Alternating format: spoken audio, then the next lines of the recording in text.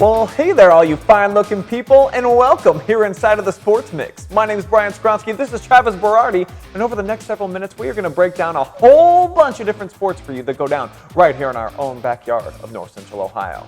But like we always do, let's kick things off with some of the best stuff that we saw, Travis, over this last week with the Big Three. Buddy, break it down for me. Who's your top three? My number three, Ethan Snyder from Ontario football. Did you know that he leads the MOAC in passing yards, completions, and completion percentage? I do now. You'd think it would be Marshall Shepard, but because he has that 1-2 punch with Owen Fisher, Ontario takes to the air a little bit more. So give it to Ethan Snyder. He's the leader, so that's why he deserves my number three spot this week. Number two, the Shelby girls tennis squad. They completed yet another perfect MOAC season, defeating Clear Fork this week 5-0. So congratulations to the Shelby girls tennis. They get some love at my number two. And number one, the Clear Fork boys soccer team, which I believe at least their first ever co-MOAC championship. I believe that's what it is, because Ontario's been so good the last few years. They tied Ontario this year. They're perfect, actually. They have 3 games remaining. They're 10-0-3. Their last 3 games against a 6-6-1 West home squad. They also take on Lexington and ASHLAND at home. Both games that you can see live and free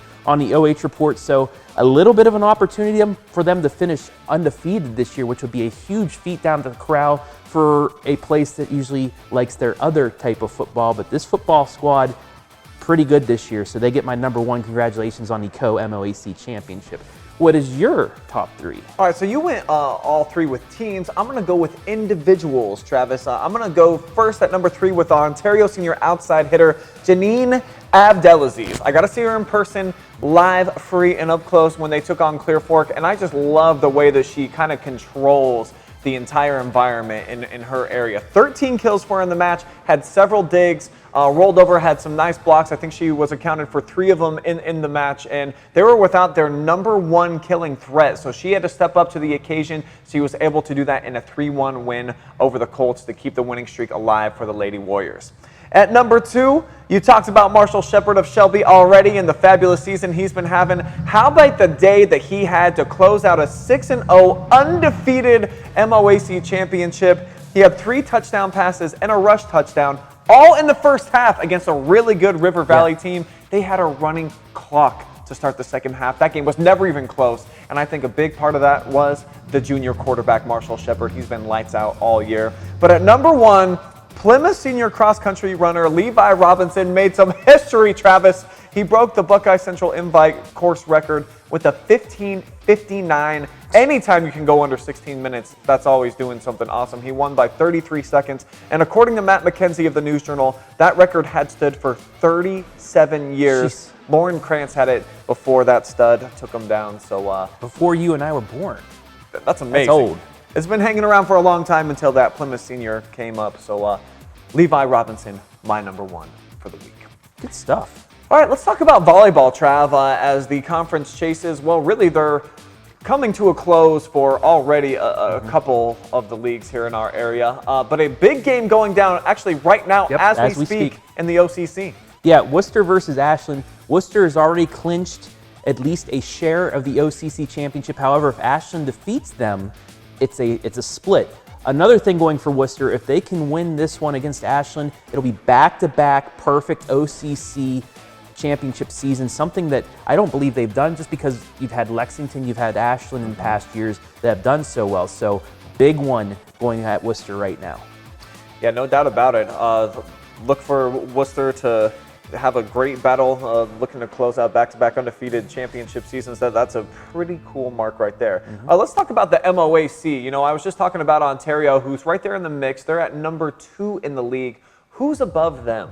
Well, as usual, it's the Galion Tigers. Right now, 11-0 in conference, 15-4 overall. Galion has won 14 of their past 15 matches. Wow. After a tough start, they lost to Waterson 3-0, and they lost to Bellevue 3-2 to start the season, but they're pretty much on a roll. They've won their last 8. They're number 1. Then you have Ontario and River Valley tied for second, well, in the loss column, you should say, because Ontario is 7-3 right now. River Valley 8-3, but both teams 12-6. Ontario, their losses: Galion twice, a state-ranked Perkins squad, state-ranked Highland squad. They lost one to River Valley, and then they lost a tough one to Willard. Willard's down this year, so for once in a long time, you could say that's not a really good loss that they had because Willard's been down. As for River Valley, they've lost to Galion twice. They split with Ontario, lost to a state-ranked Cardington team. They lost to Winford, and they lost to Mount Vernon. So that top three teams that could make a run in their district tournaments.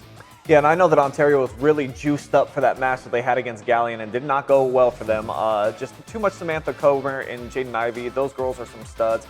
Gosh, they just seem to keep producing top outside hitters out there. I don't know what's in the water, but a big shout out to them. And Christy Hardy, in her first year taking over as head coach, I know that it was kind of an interesting situation that she even took over to coach them this year. So it's working out. Congratulations on the MOAC championship.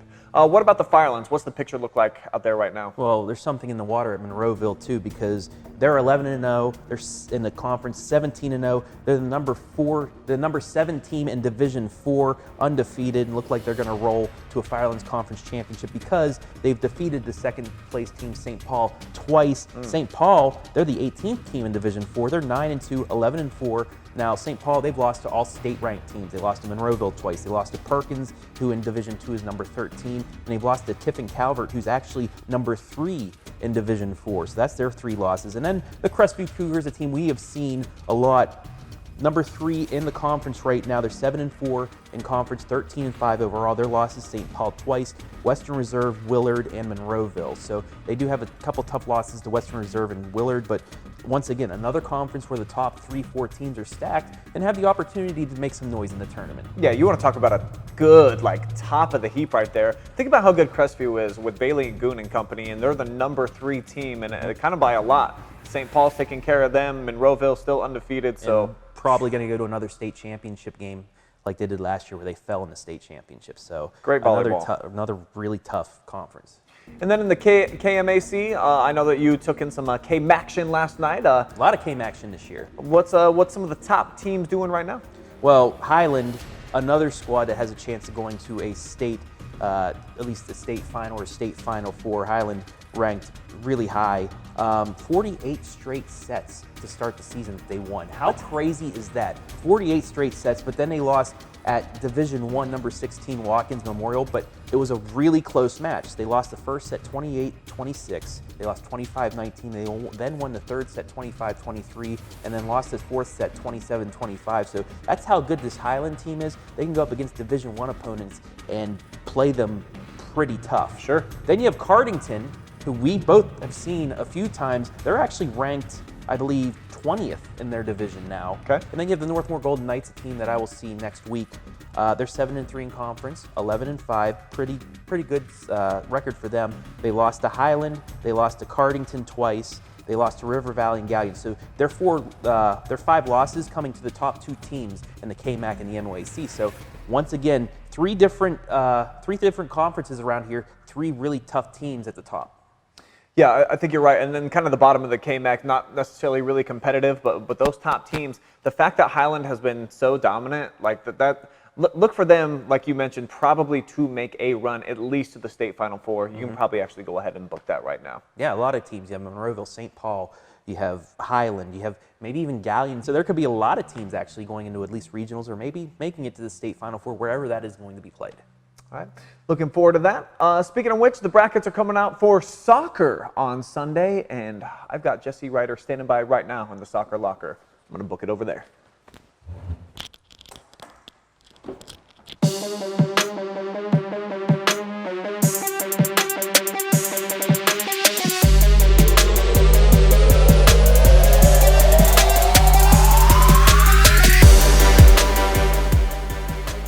Hey, what's up there, boys and girls, and welcome back inside of the soccer locker, where we haven't been for a while, so really excited to have Jesse Ryder back with us to make you brighter, and I know it's fall time, so get your cider ready. It's go time. All right, Jesse, since the last time we got to talk, we had some big-time matchups here in our area. Your number 1 versus number 2 on the girls' side. They got to go toe-to-toe. And then we saw your number 1 on the boys' side. Man, they just went down the other night. So we'll see if there's a little shakeup. Absolutely. So this is a fun time of year. So with the top 5, early in the season, it's a little bit of research, a little bit of guessing, and a little bit of just kind of looking at schedules. But towards the end of the year, you get to see the teams play each other. And that's where it gets fun, because the top 5 is no longer guessing. It's actually who's got the body of work to prove they belong in the top 5. So we're going to start with the boys' side tonight. Sure. Top 5, it kind of stays the same from the past couple of weeks, but it was Temple Christian, still number 5, still going strong. Here's what I love about Temple Christian. We have been talking about, they didn't really play a tough schedule. They had some kind of an easy road. They picked up Lexington, one of the top teams in the area, if not the state, and played them. Now, they didn't come out on top, but certainly they looked to increase their schedule, the difficulty of their schedule. So played Lexington. I love it. I love that they wanted that match. They wanted to play, they wanted to compete, and they wanted to go toe-to-toe with some of the best in the area. Absolutely love it. So they're 8-2. They don't have a lot of strong games left on their schedule, but they're playing good soccer. They're doing some good things. I think they're going to make a run in their own tournament. They're going to be a team to watch out for. So number 5, Temple Christian. Number 4, Ontario Warriors. This Ontario team's been a little bit up and down. They've had some moments where they look like a pretty good team. They've had some moments where maybe not quite as good as they are. They're just they're a little inconsistent for me. I opened the season with Lexington, a tough result against Ashland, up 2-0 against Clear Fork, and then Clear Fork battles back to tie it 2-2. Great game, a lot of fun. But they didn't come out on top, and so they're just kind of up and down for me right now. They're still good. I just don't know sometimes which Ontario team is going to show up to which game. So number 4 is Ontario. Number 3 is Ashland. They are going to be a good team. They're young. They play a ridiculous schedule. So come tournament time, this Ashland team, you got to be careful. If you match up with Ashland, it's going to be a tough out. Number 2, the still only undefeated team in the area for boys soccer is the Clear Fork Colts. No losses. They got through. I think they have the chance to be a really good team, and we're going to find out in the next couple of days, really, how good is this Clear Fork team. Number 1, still Lexington. I think they're still a really strong team. Lost the OCCs, lost to Worcester the other night. Worcester's a great team, near the top 10 in Division 1 right now for boys soccer, but they're going to have to work out a few of those kinks so far. But I think they can do it. I think they're going to kind of be one of those Final Four teams again, match up against Bay. It's going to be a lot of fun. Yeah, I can dig it. I mean, only 3 losses on the year for them, and none of them are bad. A couple of them against some top programs in the entire state, including Ashland, like you mentioned, who has to play that Division 1 schedule when they get into the postseason. So I also like them at number 2. I guess Temple Christian might be the only one that I would have concern with when you do look at the teams that they have beat. But hey, you win the games that are on your schedule, and if you get them done, that's all you can ask. And right now, Clear Fork doing that as well. So Absolutely. Pretty quality top 5, I would say, for the boys. What about for the ladies? What do you got this week? Absolutely. For the top 5, we've had a little bit of controversy in that 5th spot. We had Clear Fork for a while, we had Crestview for a while, had Mansfield Christian, had Co number 5s. But right now, number 5, I have the Mansfield Christian Flames. I think this is a really strong program. They've got terrific players. They're playing a good schedule. They played Clear Fork, played number 7 Chippewa. Lost to both of them, but I like the games they're playing. For Crestview, I don't see the level of difficulty in their schedule yet, but I think they're also a good team. So I'm excited. Hopefully they can match up in the NBC, and we can find out who really is the 5th best team in our area. So right now, Mansfield Christian. Number 4, the Clear Fork Colts. They are right around being a very good team. They're a little inconsistent in their scoring. There'll be games where they score 8, 9, 10 goals, and there'll be games where they should have probably scored 1 or 2 and they didn't score any of them. So for Clear Fork, I think consistency is going to be key. They're young. They play a tough schedule. And so when you play a tough schedule and you're young and you don't have a real preseason, a lot of times you're figuring things out during real game situations. Number 3, a little bit of switch here. I have the Ashland Arrows at number 3. Now they play a super difficult schedule. I mean, they're playing top 10 programs in Division 2, Division 1, and they're doing well. They are a good team. What's exciting is they're going to play Ontario soon. And so again, we're going to find out who is the real number 2 and the real number 3 in our area. So Ashland's number 3, Ontario's number 2. Ontario battled it out with number 1 Madison the other night. What a game, what a battle. And so I think for me that proves Ontario is they are trending in the right direction right now. And so they're scoring goals, they're beating good teams, they're tying Madison, they're winning the games they're supposed to be winning. I like this Ontario team, and the things, they're also pretty young. There's a lot of solid young women's soccer teams right now in our area. Just a lot of fun to watch, and also to continue watching over the years. Number 1, still Madison, still undefeated. They took a tie against Ontario, but I think what that proved to me more than anything is that Ontario is better than we thought they were. Madison, we know Madison is good. They are beating a lot of good teams, beat Dublin, Jerome, beat a lot of the top programs in the area and in the state. And they play Lake Catholic coming up, Olentangy coming up. So their schedule is loaded. But to still be undefeated after playing that schedule, sure. I love it. They are a tremendous team. So 1, 2, and 3, they're going to kind of play themselves out. I think Madison's probably the clear number 1, but Ontario's right there. I mean, that tie is terrific for the Ontario program. So a little bit of change in the top 5.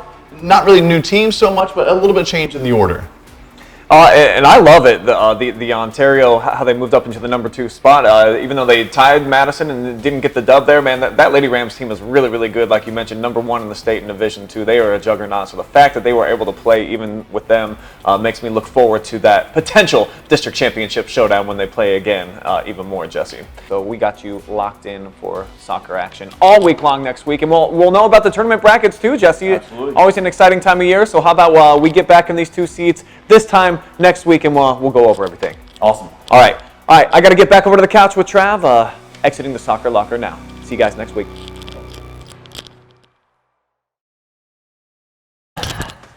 All right. So me and Travis back over here. We're going to break down some football action. Playoffs get underway this weekend. But Playoffs? First, yeah. Speaking of playoffs, how about the district championship for golf in Division 2 going down up in Findlay today? Yep. Travis and I were there. Let's take a look.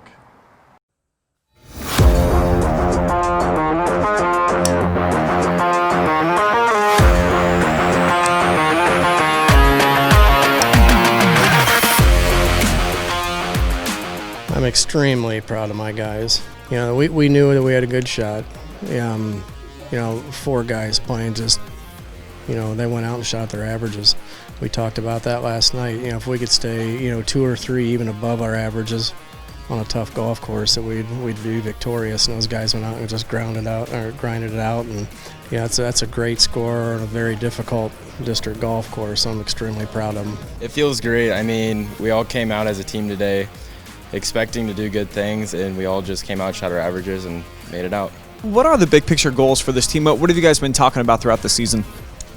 Win state. That's basically, I think we've compared our scores to other teams that have competed in state, and we're right along with them. We're right there, and I think if we just put together 2 good days at state, I think we have a really good shot.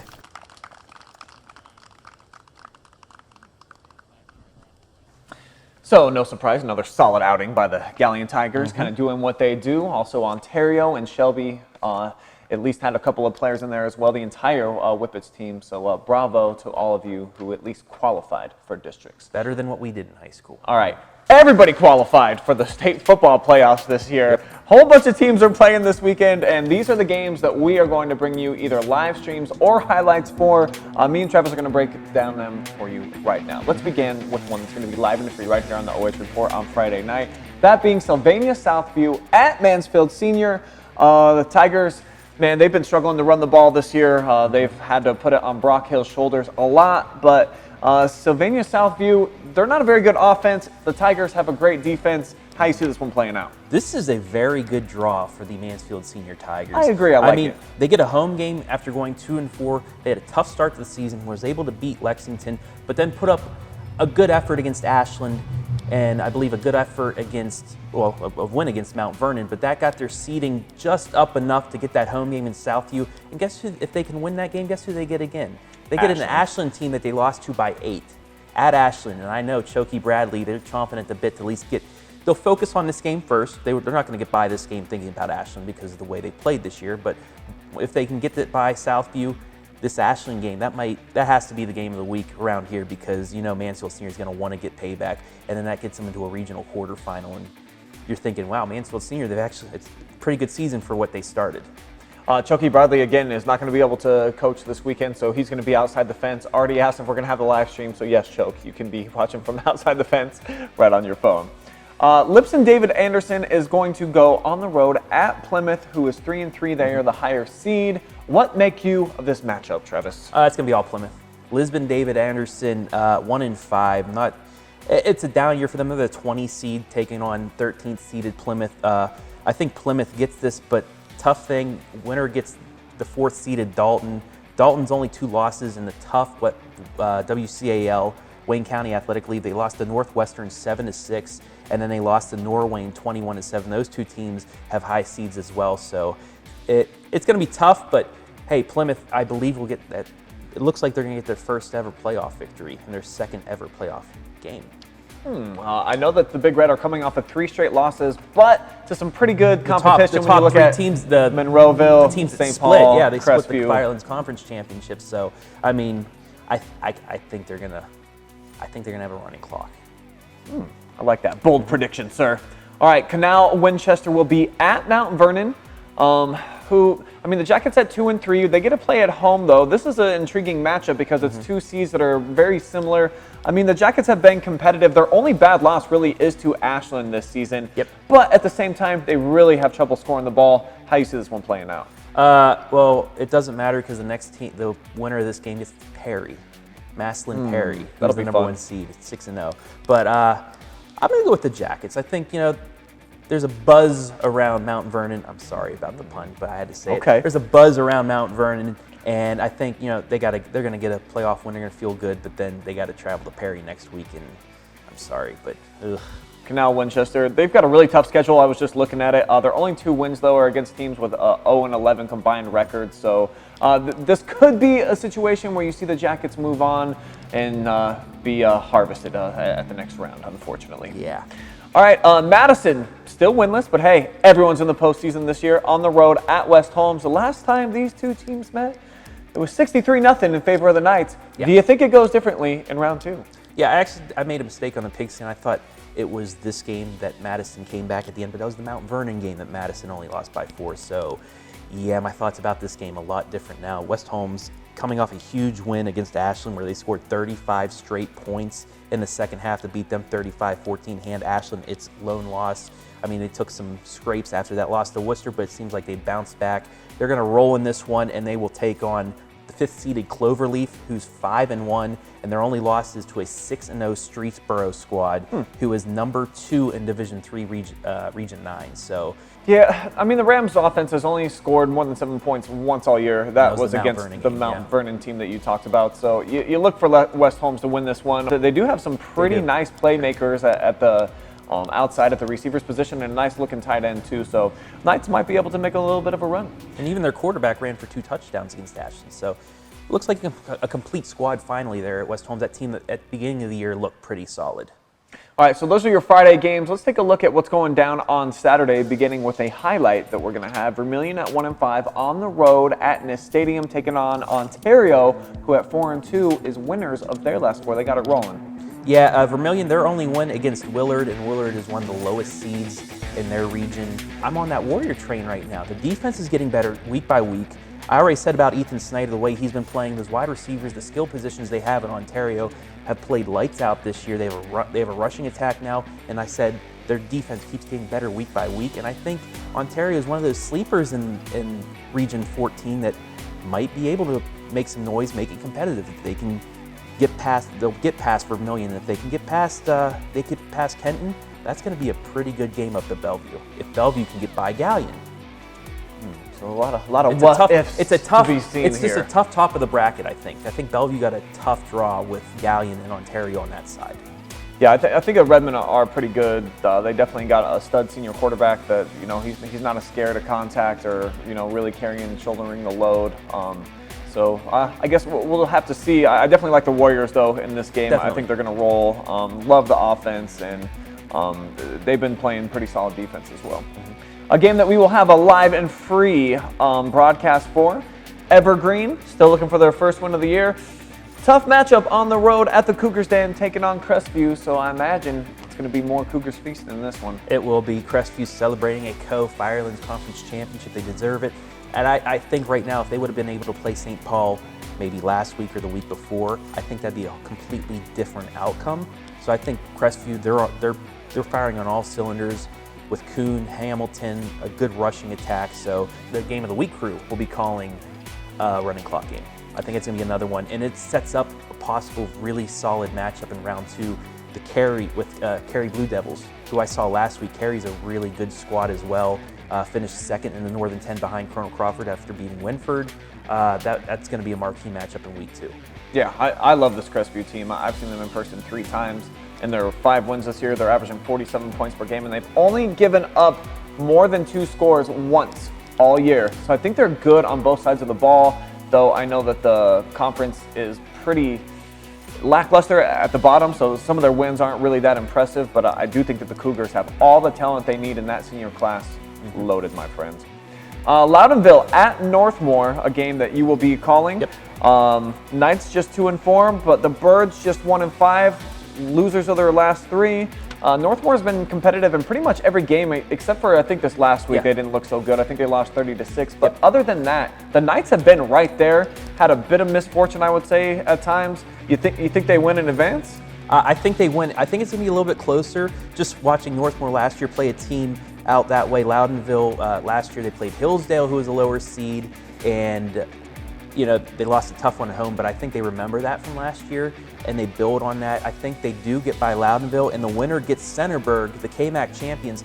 Like you said, these games were close. Northmore lost by 2 to Danville. They lost a tough one to East Knox. They lost on pretty much a pick 6 against Cardington at home. So Northmore, right there a lot. They're battle tested. Yeah.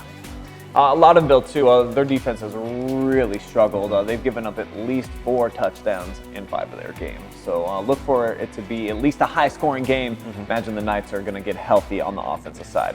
All right, the last game that we potentially could have a highlight for, Lutheran West at Galion, and a Tiger team coming off a big win over Lucas. Do they ride the momentum into a playoff victory, Travis? I do, and like that mumbling that I said about Bellevue earlier, Galion, I think they ride the momentum. They have everybody back. They're all clicking right now. I've said time in and time out that I like Wilson Frankhouse a lot, just the ability that he has in the game that I saw against Clear Fork. If it wasn't for him, they lose to Clear Fork, and Clear Fork might start rolling earlier than they did.